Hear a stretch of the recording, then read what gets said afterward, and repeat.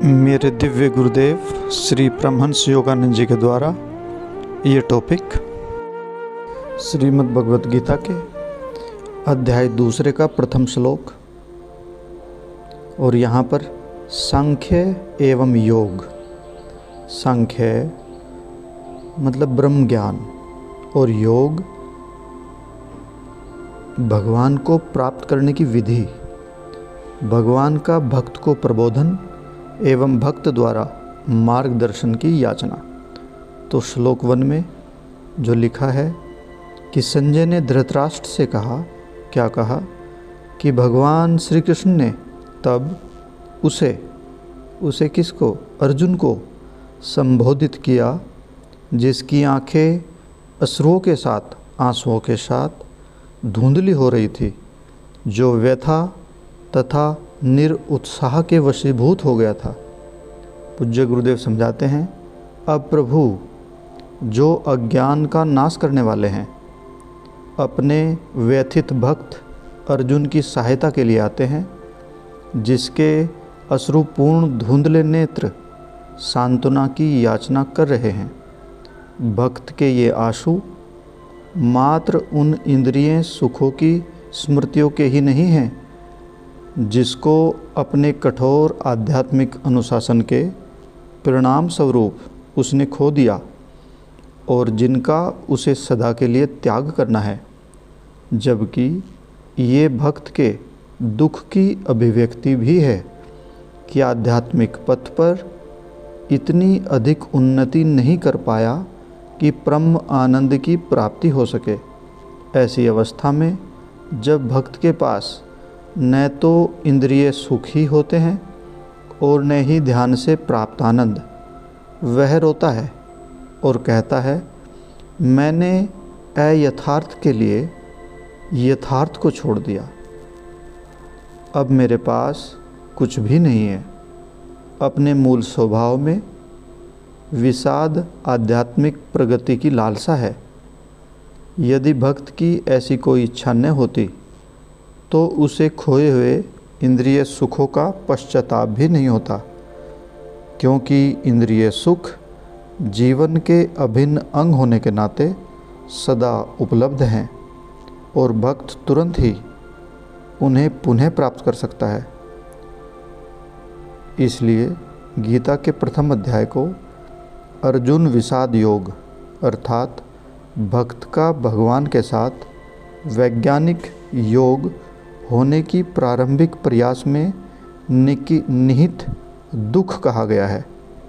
दूसरा अध्याय भक्त के लिए एक श्रेष्ठतर दृष्टिकोण के साथ प्रारंभ होता है।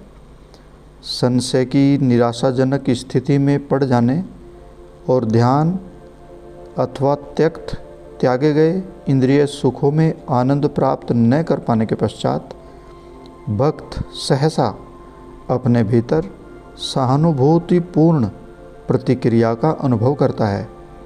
यह विकास भक्त द्वारा अतीत एवं वर्तमान में किए गए ध्यान के कठिन एवं सतत प्रयासों के फलस्वरूप होता है।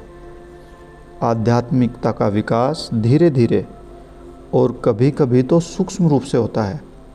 यद्यपि ध्यान कर रहे भक्त को यह अनुभव होता है कि मन को नियंत्रित करने के उसके प्रयास कोई फल प्रदान नहीं कर रहे हैं, तथापि यदि वह अपने गुरु के शब्दों पर विश्वास करके ध्यान में उत्साहपूर्वक लगा रहता है, उसे अचानक भगवान का उत्तर अपने लंबे एवं शांत ध्यान के माध्यम से प्राप्त होगा।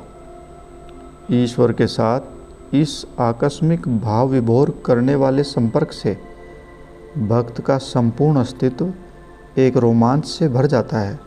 इस श्लोक में भगवान श्री कृष्ण के उत्तर के प्रतीक रूप में दिया गया है और इसका टॉपिक हो सकता है, ईश्वर भक्त के जागृत अंतर्ज्ञान के माध्यम से बोलते हैं। यह आवश्यक नहीं कि परमात्मा दिव्य दर्शन में एक रूप धारण करके अथवा मानव शरीर में प्रकट होकर अपने मुख से भक्त से बातें करे, परंतु वे भक्त के जागृत अंतर्ज्ञान के द्वारा ज्ञान के शब्द कह सकते हैं। जैसे हमारे मन के अंदर अचानक से कोई उत्तर उभर के आता है।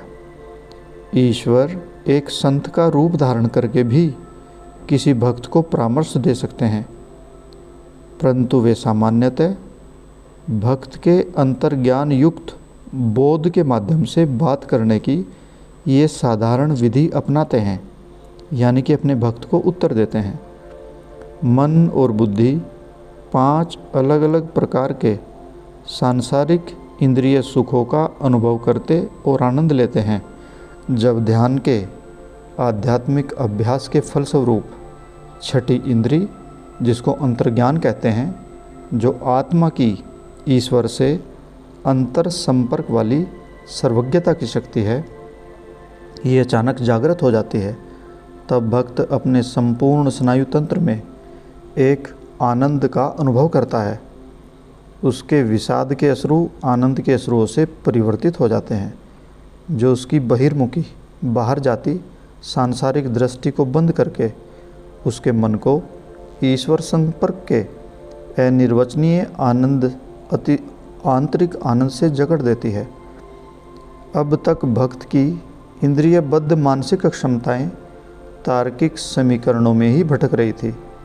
अब ईश्वर के प्रति समर्पण और ग्रहणशील भक्ति से उत्पन्न शांति दुखी चेतना पर छा जाती है।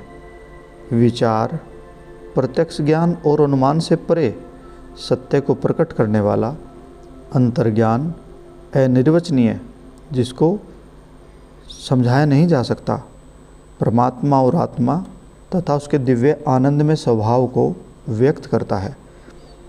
यह अंतर्ज्ञान अहंकार के द्वारा किए गए शक्तिशाली मानसिक कथनों, अनुचित निर्णय के प्रभाव में झूठी धारणा, आत्मसंतुष्टि, कल्पना, झूठी आशा, इच्छा पूर्ति की आशा में इच्छाओं से आसक्ति, संदेहों से आक्रमिक विकास, ऐसी भ्रांति जिस पर अहम ने अपने अस्तित्व का निर्माण किया है और इन भ्रमों को बनाए रखने में अपनी हठ धर्मिता दिखाई है, इन सब को शांत कर देता है।